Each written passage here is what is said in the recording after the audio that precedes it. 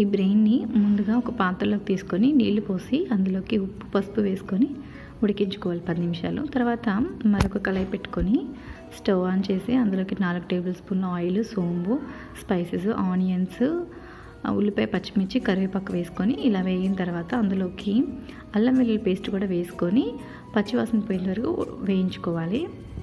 తర్వాత ఉడికించుకున్న బ్రెయిన్ కూడా ఇందులో వేసుకోవాలి. ఇలా చిన్న చిన్నగా ముక్కలు కట్ చేస్తూ ఫ్రై చేసుకోండి. ఇందులోకి కొద్దిగా ఉప్పు వేసుకొని మరొక 5 నిమిషాల పాటు ఈ విధంగా కలుపుతూ ఉడికించుకోండి.